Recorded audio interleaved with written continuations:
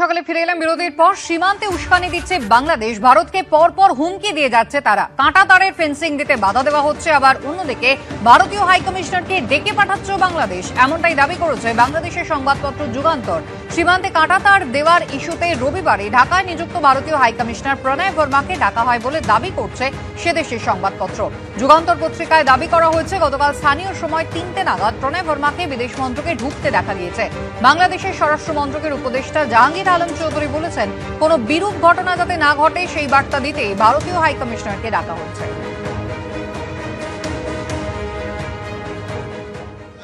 Already আমরা ইসে বলছি যে আমরা অলরেডি একটা চিঠি দিব যে ওইগুলি আমার যেগুলি অসম চুক্তি হয়েছে ওইগুলি যেন বাদ দেওয়া যায়।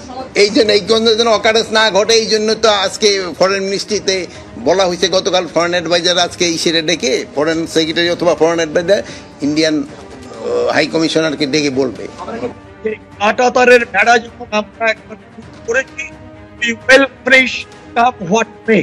এটা কোনোভাবে আমরা এটা করবো না। স্থানীয় জনসাধারণ যে তোরা গার্ড দিচ্ছে আমরা করবো। That is the height of the voter population. সুব্রতদা, যা বলার বাংলাদেশি বলবে, মানে কখন শেখ হাসিনাকে ফেরত দিতে হবে এবং জবরদস্তি শেখ হাসিনাকে ফেরত দিতে হবে প্রত্যর্পণ চুক্তি মেনে।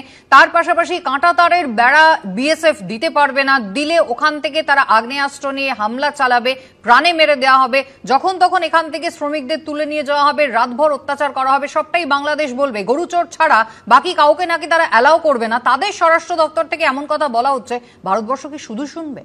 দেখুন, এগুলো না মানে একটা ফালতু টেনশন ক্রিয়েশনের জায়গা হচ্ছে, বাংলাদেশ মিডিয়া করছে। বাংলাদেশের সরকারটা তো এখন মোল্লাতন্ত্রের হাতে চলে গেছে, ফলে সেই সরকারের স্বার্থ রক্ষা করবার জন্য সেদেশের সংবাদ মাধ্যম তারা নানা ধরনের কথা বলবে। এইসব কথার কোনো মানে হয় না, কারণ সীমান্তের 1.5 কিলোমিটারের মধ্যে দুদিকেই আন্তর্জাতিক আইন অনুযায়ী অস্ত্র মজুত রাখা যায় না, ফলে এইসব বেকার কথার কোনো মানেই নেই। এখন মূল এজেন্ডা থেকে ওই বলে হিন্দিতে যে ফর্জি এজেন্ডাকে সামনে, ফর্জি মুদ্দাকে সামনে আনো, আসলি মুদ্দাকে সরিয়ে রাখার জন্য সেই কাজ দুই দেশের পক্ষ থেকেই সংগঠিত করা হচ্ছে। বিএসএফ বিডিআর এর লড়াই এর আগেও হয়েছে, এটা কোনো ব্যাপার নাকি? এরকম হতেই পারে কোনো একটা সীমান্তে, এরকম ছোট বিক্ষিপ্ত ঘটনা। বাংলাদেশে আমাদের দেশের হাই কমিশনারকে ডেকে পাঠানো হয়েছে, আমাদের দেশের ফরেন সেক্রেটারি ওখানে গিয়েছিলেন। দু দেশের সম্পর্ক, দু দেশের মধ্যেকার বাণিজ্য, তাকে তো রক্ষা করতে হবে। এটা তো কোনো একটা দেশের মোল্লাতন্ত্র কি করছে তার উপরে, বা এখানকার হচ্ছে গিয়ে আরএসএস পরিচালিত সরকার কি করছে তার উপরে নির্ভর করবে না। ফলে আমাদের এটা বুঝতে হবে যে দু দেশের প্রতিবেশী দেশের সঙ্গে সুসম্পর্ক রক্ষা করা, বাণিজ্যকে রক্ষা করা, এ দায়িত্ব দু দেশের সরকারের। সে দায়িত্ব শুভবুদ্ধির উদয় হয়ে দুদেশের সরকার পালন করবে, এটাই সকলে আশা করে। তো এই জায়গায় ডক্টর মুখোপাধ্যায়, যে শুভবুদ্ধির উদয় বাংলাদেশের আদৌ কোনোদিন হবে কিনা সেই নিয়ে যখন প্রশ্নচিহ্ন উঠছে, তখন ভারতবর্ষ এত নরম কেন? বিএসএফই বা এত নরম কেন? আর অন্যদিকে কেন্দ্রীয় স্বরাষ্ট্র মন্ত্রক, তারাই বা এত নরম কেন? দেখুন, দুটো দিক আছে এর মধ্যে। ওরা যেটা চেষ্টা করছে অনেকটা রাজনৈতিক কারণ। এই জন্যে যে সরকারটি রয়েছে অন্তর্বর্তীকালীন সরকার, সেটা হচ্ছে একটা ভারত বিদ্বেষী, ভারত বিরোধী সরকার, এবং ভবিষ্যতে ভোট হবে তার আগে ওরা চেষ্টা করছে যে দেখো ভারতকে কেমন করতে পারি, ভারতের একে ডাকতে পারি, তাদেরকে আমরা প্রোটেস্ট করতে পারি, এই সমস্ত করে চেষ্টা করছে। সেখান থেকে মানুষকে বোঝানোর চেষ্টা করছে যে আমরাই প্রকৃত শক্তি, আমরাই দেখো ভারত বিদ্বেষী। তাহলে ভারতবর্ষই বা কেন তাদের হাই কমিশনারকে ডেকে পাঠাচ্ছে না? দেখুন, এটা হচ্ছে ভারতবর্ষ যেটা করার সেটা নিশ্চিত করবে, এবং হচ্ছে তারা আমাদের এখান থেকে হাই কমিশনার গিয়ে পরিষ্কার বার্তা দিয়ে এসছে। এবং ওরা যেটা করছে, ভারতবর্ষ এটা ভারত সহনশীলতা দেখাচ্ছে, যে জানা হচ্ছে গিয়ে ওই প্রথম থেকে গিয়ে ওরা চাইছে যে ভারত একটা কিছু করুক, তাহলে আমরা এবার আন্তর্জাতিক ক্ষেত্রে গিয়ে বলতে পারবো যে দেখো আমাদের ছোট দেশ, ভারত অনেক বড় দেশ, এই দেখো আমাদেরকে তার জন্য এইভাবে করছে, এই দেখো মুসলিমদের হচ্ছে হিন্দুরা হচ্ছে অ্যাটাক করেছে। তো এই ন্যারেটিভটা যেন সেট করা যায়, তো সেইটা তারা চেষ্টা করছে। আমরা সেই ট্র্যাপে পা দিচ্ছি না। তার মানে মনে করবেন যে সরকারটি আছে আমাদের দেশে, এই যে হচ্ছে বামেরা যাকে সহ্য করতে পারছে না, তারা হচ্ছে হিন্দুদের হয়ে কথা বলতে পারে না, সেই জন্য সেই সরকারটি কিন্তু কখনোই বসে থাকার মতন সরকার নয়। তারা হচ্ছে হিন্দুদের হয়ে কথা বলবে এবং হিন্দুদের কোনোভাবে অত্যাচার তারা সহ্য করবে না। সেইটাই হচ্ছে বামেদের ক্ষেত্রে অসুবিধা হয়। তারা চায় হতে চাইছেন, কিন্তু দেখুন অশান্তি অব্যাহত রয়েছে ওপারে। একেবারে লালমনিরহাট জেলায় ভবতারিণী কালী মন্দিরে চুরির ঘটনা ঘটেছে। বিগ্রহের গয়না, পিতলের কালী, শিবের মূর্তি সহ 4 লক্ষেরও বেশি টাকা সামগ্রী লুটপাট হয়ে গিয়েছে। বাংলাদেশের সংবাদপত্র ডেইলি স্টার সূত্রে এমনটাই খবর। স্থানীয় বাসিন্দারা এবার কোথায় পুজো দিতে যাবেন, এক্স হ্যান্ডেলে ছবি পোস্ট করে এই প্রশ্নই তুলেছেন ইসকনের কলকাতা শাখার ভাইস প্রেসিডেন্ট রাধারমন দাস। ফের বাংলাদেশে হিন্দু বিদ্বেষ, সীমান্তে উস্কানির পাশাপাশি এবার বাংলাদেশের লালমনিরহাট জেলার কালীগঞ্জ উপজেলার তুষভান্ডার এলাকায় ভবতারিণী কালী মন্দিরে চুরির ঘটনা ঘটল। বাংলাদেশের সংবাদপত্র ডেইলি স্টার সূত্রে খবর, ভবতারিণী মন্দিরে সোনার উপর গয়না, পিতলের কালী ও শিবের মূর্তি সমেত 4 লক্ষেরও বেশি টাকার জিনিস লুট হয়েছে। মন্দিরের 2টি গেটের তালা ভেঙে ঢোকে দুষ্কৃতীরা। 150 বছরের পুরনো মন্দিরে প্রথমবার এই ধরনের ঘটনা ঘটেছে বলে জানিয়েছেন মন্দির কমিটির সাধারণ সম্পাদক অরুণ চন্দ্র দাস। এক্স হ্যান্ডেলে ছবি পোস্ট করে ইসকনের কলকাতা শাখার ভাইস প্রেসিডেন্ট রাধারমন দাস লিখেছেন, লালমনিরহাট কালীগঞ্জ উপজেলা তুষভান্ডার জমিদার বাড়িতে প্রতিষ্ঠিত ঐতিহাসিক ভবতারিণী কালী মন্দির থেকে ভবতারিণী কালীর মূর্তি, পুজোর উপকরণ, সিসিটিভি সরঞ্জাম এবং পুরনো মূর্তি চুরি হয়ে গেছে। 10ই জানুয়ারি সকালে মন্দিরের পুরোহিত পুজো করতে এসে দেখেন মন্দিরের তালা ভাঙা। জমিদারি আমলের মূল্যবান কালী মূর্তি, সোনার অলংকার, পুজোর উপকরণ সবই উধাও। এই ধরনের আমরা ঘটনা দেখছি প্রায় বাংলাদেশে। এক এক করে আমাদের মন্দিরগুলোকে, সব যত মন্দির আছে ওখানে আক্রমণ করা হচ্ছে, মূর্তি ভাঙা হচ্ছে, মূর্তি চুরি হয়ে যাচ্ছে, জিনিসপত্র চুরি হয়ে যাচ্ছে। এটা খুব আনফর্চুনেট। আমরা এটাই আশা করব কি পুলিশ কালীমাকে, ভবতারিণী কালীমাকে উদ্ধার করবে, যত জিনিসপত্র চুরি হয়েছে ওটা উদ্ধার করবে, আর যারা এরকম করছে ওদেরকে ইমিডিয়েটলি অ্যারেস্ট করা হবে। বাংলাদেশে মন্দিরে লুঠের ঘটনা এই প্রথম নয়। 1 জানুয়ারি ইসলামীরা মৌলভীবাজার জেলার বড়লেখা শ্রী শ্রী গৌরাঙ্গ মহাপ্রভু সেবা আশ্রম মন্দিরে হামলা চালায়, ভাঙচুর করে, মন্দিরের সমস্ত জিনিস লুট হয়। এরপর চট্টগ্রামের শ্রী শ্রী জগৎবন্ধু আশ্রম, শ্রী শ্রী বিশ্বেশ্বরী কালী মন্দির ও সত্যনারায়ণ মন্দিরেও লুটপাট চলে। দুষ্কৃতীরা ইছামতি মা মগধেশ্বরী মন্দির ও একটি বাড়িও ভাঙচুরের চেষ্টা করে। এবার লালমনিরহাট জেলায় ভবতারিণী মন্দিরে লুটপাটের ঘটনা ঘটল। এক্স হ্যান্ডেলে ছবি পোস্ট করে ইসকনের কলকাতা শাখার ভাইস প্রেসিডেন্ট রাধারমন দাস লিখেছেন, একটি বিগ্রহ অবশিষ্ট নেই, এমনকি পুজোর জন্য ব্যবহৃত জিনিসপত্র নয়, সবকিছু নিয়ে গেছে। বাংলাদেশের এই প্রাচীন মন্দিরের হিন্দুরা এখন কোথায় পুজো করতে যাবে, কি দিয়ে আচার অনুষ্ঠান পালন করবে? ভাঙা মন্দির থেকে বিগ্রহ চুরি করে নেওয়া যাওয়া, জিনিসপত্র নিয়ে যাওয়া, এটা তো খুব কমন হয়ে গেছে। 10 তারিখে একটা খুব বড় পুরনো মন্দির আছে কালীগঞ্জ উপজেলাতে। ওখানে সকালে ভক্তরা দেখে কি যত কালী মাতার বিগ্রহ আর যত আর বিগ্রহ ছিল এনশিয়েন্ট, ওটা সব উপদ্রীরা নিয়ে গেছে। তার সঙ্গে যত মন্দিরের জিনিসপত্র ছিল, ঘন্টি পর্যন্ত নিয়ে গেছে। তো ওখানকার লোক এটাই ভাবছে কি যখন সবকিছু নিয়ে চলে গেছে, দেবী দেবতা পর্যন্ত আর পূজা করার সামগ্রীও নিয়ে গেছে, তাহলে ওরা কিরকম পুজো করবে, কি করবে? মোহাম্মদ ইউনুসের জমানায় বাংলাদেশে বারবার আক্রান্ত হচ্ছে হিন্দুরা। কতদিন চলবে এই নৈরাজ্য, এর শেষ কোথায়? সৌমিত্র রায়ের রিপোর্ট, এবিপি আনন্দ। অনুবাবু, একটা জিনিসও স্পষ্ট হয়ে গিয়েছে, এই ভ্যান্ডালিজম যাই হোক না কেন বাংলাদেশে, তাকে কিন্তু সরকার একেবারে স্পষ্টভাবে সমর্থন করছে। এমনকি বিজেপি যে বাংকার বানিয়ে ফেলেছে সেখানে কিন্তু বাংলাদেশের নাগরিকরা তারা তাদেরকে সহযোগিতা করছে প্রত্যক্ষভাবে, সেটাও কিন্তু আমরা বারবার ছবিতে দেখেছি। তাহলে সীমান্তে আমাদের এপার বাংলার মানুষজন যারা রয়েছেন তারা অত্যন্ত আশঙ্কিত রয়েছেন। বিএসএফ পাহারা দিচ্ছে, কিন্তু তা সত্ত্বেও রীতিমতো ভয়ে ভয়ে তাদের দিন কাটছে। তাদের সুরক্ষার জন্য রাজ্য সরকারের কি ভাবনা? তাদের সুরক্ষার জন্য রাজ্য সরকার দেখুন 15 কিলোমিটার থেকে বাড়িয়ে যে 50 কিলোমিটার করা হয়েছে ওদের এখতিয়ার, সেই এখতিয়ারের মধ্যে তো বিএসএফ কে এখানে এগিয়ে আসতে হবে সবার আগে।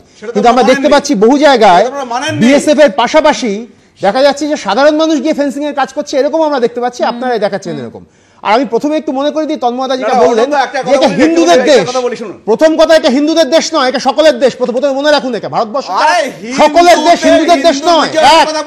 দুই হচ্ছে আপনি যে কনস্ট্যান্ট আপনারা যে কথাটা করার চেষ্টা করছেন, হিন্দুদের নিয়ে আপনাদের প্রাণ কাঁদছে, বাংলাদেশে হিন্দুদের উপর অত্যাচার হচ্ছে বলে কিচ্ছু প্রাণ কাঁদছে না। যেটা আপনারা করছেন সেটা হচ্ছে ওইটাকে নিয়ে আপনারা এখানে ভোট ব্যাংকের রাজনীতি করছেন।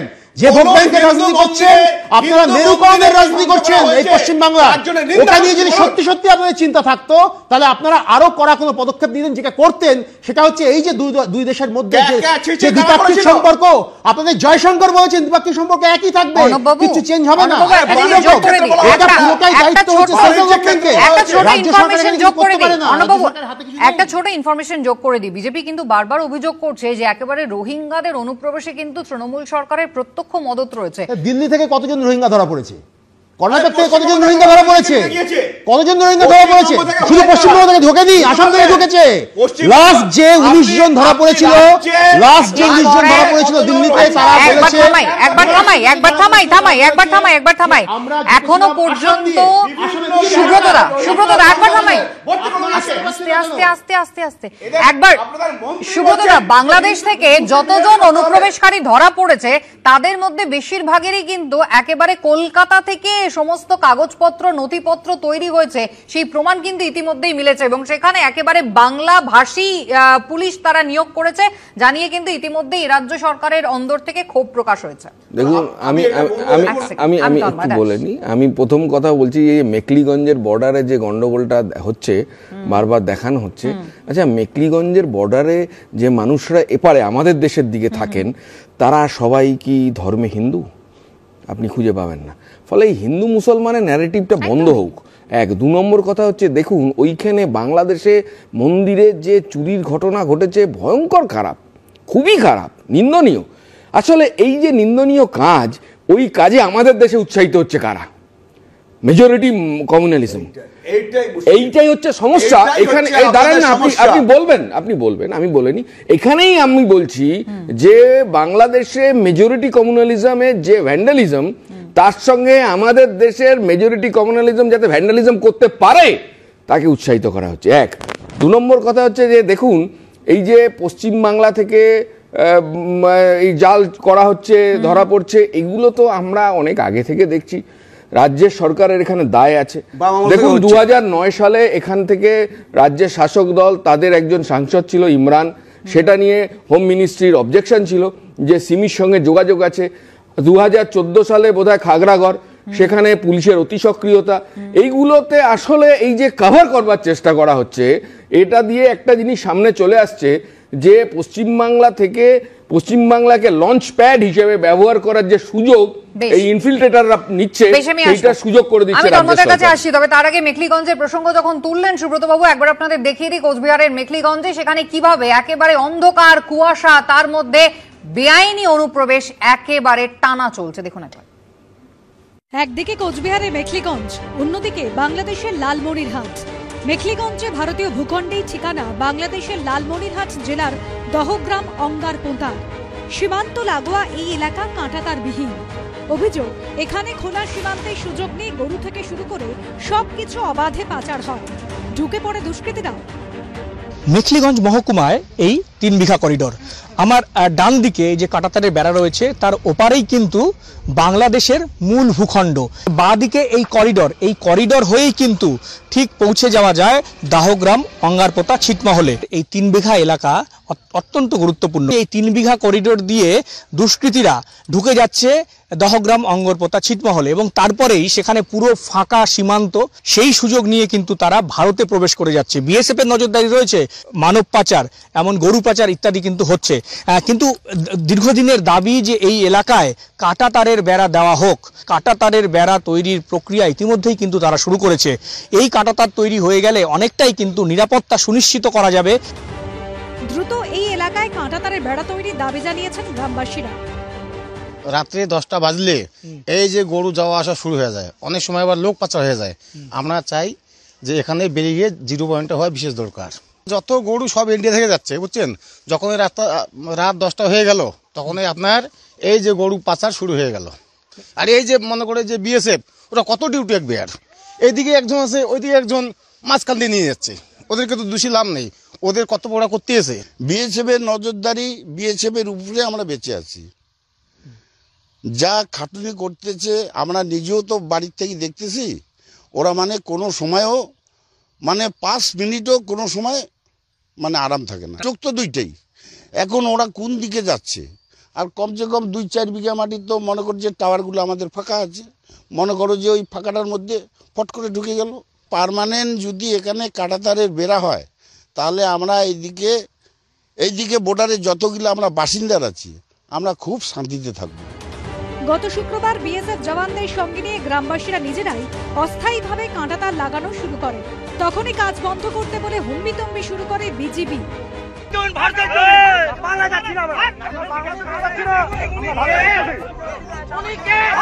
বাংলাদেশের বিজেপি কিরকম করে মারতে চায়, বাংলাদেশের বিজেপি কিরকম মারতে চায়, বন্দুক নিয়ে আসছে, আমাদের ইন্ডিয়াতে পা দিয়ে মারতে চায়। বাংলাদেশের বিজেপি দেখো এখনো দাঁড়ায় আছে। আমরা এখন দাঁড়িয়ে রয়েছি এই মেখলিগঞ্জের এই যে ভারত বাংলাদেশ সীমান্তে। এই যে দেখা যাচ্ছে যে খোলা মাঠ, ভারতীয় কৃষকরা সেখানে কৃষিকাজ করছে এবং তারপরেই কিন্তু বাংলাদেশ রাতের অন্ধকারে গরু কিন্তু দহগ্রাম অঙ্গারপোতায় ঢুকে যায়। সেই গরু এই 3 বিঘা করিডোর দিয়ে সোজা বাংলাদেশের মূল ভূখণ্ডে ঢুকে যায় এবং এই গরু পাচারের একেবারে স্বর্গরাজ্য হয়ে উঠেছে এই সীমান্ত, কারণ এই সীমান্ত পুরোপুরি খোলা এবং দেখা যাচ্ছে যে 3 বিঘা করিডোর দিয়ে যখন যাচ্ছে সেই সময় বিএসএফও সামনে রয়েছে, কারণ বিএসএফ এর এখানে কিছু করার নাই, কারণ গরু পাচার চক্র কিন্তু সক্রিয়। স্বাভাবিকভাবেই প্রশ্ন উঠছে এই জন্যই কি তাদের সীমান্তে এই যে কাঁটাতারের বেড়া, সেই বেড়া দিতে বাধা দিচ্ছে বাংলাদেশ বর্ডার গার্ড এবং সেখানকার গরু পাচারকারীরা?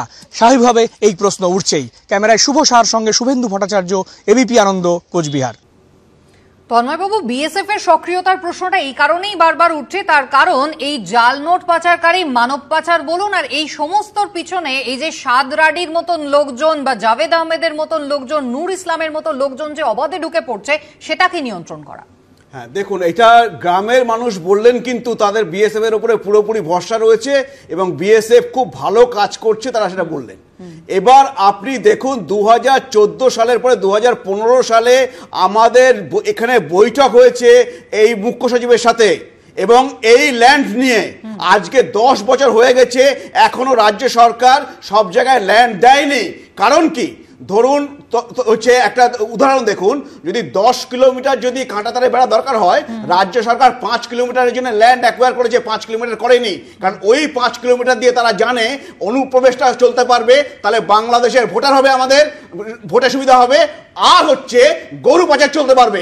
গরু পাচার হলে কেন্দ্রের পক্ষ থেকেই বৈঠকে বসার আহ্বান জানানো হয়েছে। বাংলাদেশের নুরুল হক ভারতে এসে হয়েছেন নারায়ণ অধিকারী, রফিকুল ইসলাম ভারতে এসে বারাসাতে পেল্লায় বাড়িও বানিয়ে নিয়েছেন। ভুয়ো নথি দিয়ে তৈরি হয়ে গিয়েছে ভোটার কার্ড, আধার কার্ডও। শেষমেশ দত্তপুকুর থেকে 2 অনুপ্রবেশকারীকে গ্রেফতার করল পুলিশ।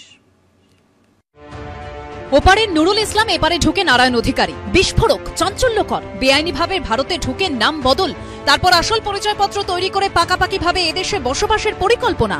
আর এই নুরুল ওরফে নারায়ণকে যিনি আশ্রয় দিয়েছিলেন, তিনি তো বাংলাদেশ থেকে ভারতে ঢুকে শুধু ভোটার, আধার, প্যান কার্ডই তৈরি করেননি, রীতিমতো জমি কিনে পেল্লাই এই বাড়িও তৈরি করে ফেলেছিলেন।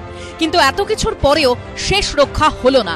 উত্তর 24 পরগনার দত্তপুকুর থেকে পুলিশের জালে ধরা পড়লেন বাংলাদেশের 2 অনুপ্রবেশকারী।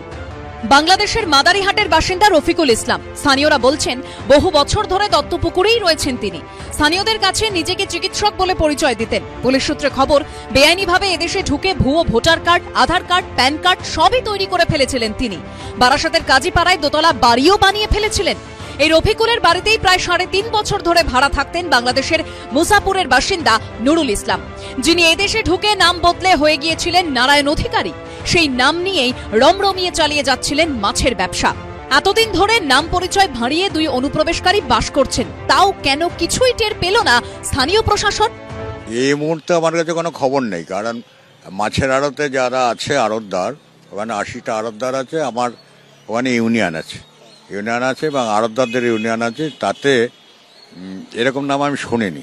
আর যাদের রাখা হয় তাদের আই কার্ড, আধার কার্ড দেখেই নেওয়া হয়। সুতরাং আমার মনে হয় না সেটা জাল করেছে কিনা জানি না, হয়তো ধরা পড়তে পারে। আমি এখনো, আমার কাছে সেরকম ইনফরমেশন নেই, দেখে নি, খবরটা নিয়ে জানি বলবো। ধৃত নুরুল ইসলাম ও রফিকুল ইসলামকে 14 দিনের জেল হেফাজতের নির্দেশ দিয়েছে বারাসাত আদালত। সমীরণ পাল, এবিপি আনন্দ। অনুবাবু, শুধু যারা ঢুকছে পরিচয়ে বদলাচ্ছে শুধু তাদের দিকে আঙুল তুললে তো হবে না, আরেকটা আঙুল তো উঠবেই সমীর দাসের মতো মানুষজনের দিকে যারা একেবারে বোর্ড বানিয়ে ফেলে, যেখানে আদালতে তারা মুহুরি হিসাবে চাকরি করে হলফনামা দিয়ে পরিচয়পত্র বদলাতে সাহায্য করতো, তাদের দিকেও প্রশাসন তাহলে কি করছে? আমরা তো এখানে বারবার করে আলোচনা করছি যে আপনি মনোজ গুপ্ত বলছেন, সমীর দাস বলছেন, এই যে লোকগুলোকে বলছেন এরা ভুয়ো তথ্যটাকে সরবরাহ করছে, কিন্তু আলটিমেটলি যে পাসপোর্ট বলুন বা আধার কার্ড বলুন যেটা বেরোচ্ছে সেটা তো অরিজিনাল যদি হয় তাহলে সেটা ইস্যু করছে কে? ইউআইডিএআই সংস্থাকে আলটিমেটলি ইস্যু করছে, তার সহযোগীরা রয়েছেন, তার একজন মুহুরি হিসেবে কাজ করছেন, বাকিরা অন্য। কানেক্টিভিটিটা একেবারে সমীর দাস মনোজ গুপ্ত থেকে শুরু করে একেবারে ওই সংস্থা পর্যন্ত, কানেক্টিভিটিটা তো বেসে আপনি গোড়াটাকে যদি সমস্যার সমাধান না করেন মাথা পর্যন্ত যাবেন কি করে? সুব্রতদা, ওই দিকটাকে ধরতে হবে আপনাকে। একটা জিনিস আপনারা দেখলেন একজন মানুষ তিনি তার নাম বদলে ফেলেছেন, ধর্ম বদলে ফেলেছেন। ইম্পর্টেন্ট তাহলে ধর্ম না, ইম্পর্টেন্ট হচ্ছে মাইগ্রেশন, আর এই মাইগ্রেশনের পেছনে হচ্ছে জীবন জীবিকা। মাইগ্রেশন বলুন, ইনফিল্ট্রেটর বলুন, এটা আসলে জীবন জীবিকার সমস্যা। সেই কারণে মানুষ চলে আসছেন। এইটাকে মাইগ্রেশন, এইটাকে বর্ডার, এটাকে বিএসএফ, এটাকে পুলিশ, এ দিয়ে আটকানো সম্ভব না। পৃথিবীতে মাইগ্রেশন আটকানো যায়নি, মাইগ্রেশন আটকানো যাবে না। মানুষ ভালো করে বেঁচে থাকবার জন্য এক জায়গা থেকে অন্য জায়গায় গেছে অতীতে, আবারও যাবে। কিন্তু সেই মাইগ্রেশনে যদি জঙ্গিরা এদেশে ঢুকে পড়ে এবং জঙ্গি কার্যকলাপ যদি এদেশে পশ্চিমবঙ্গে বসে যারা করতে থাকে তা নিয়ে প্রশ্ন উঠবে না? এটা ভুল হচ্ছে। মাইগ্রেশন হতে চেষ্টা করবে, আটকাতে হবে। এবার 100 জন যদি ঢুকতো সেটা কমিয়ে 5 জন বা 10 জন করতে হবে, এবং তারপরে পুলিশকে কারা আসছে, কি উদ্দেশ্যে আসছে সেটাও তো জানতে হবে। আলোচনার সময় সেই সকলকে ধন্যবাদ।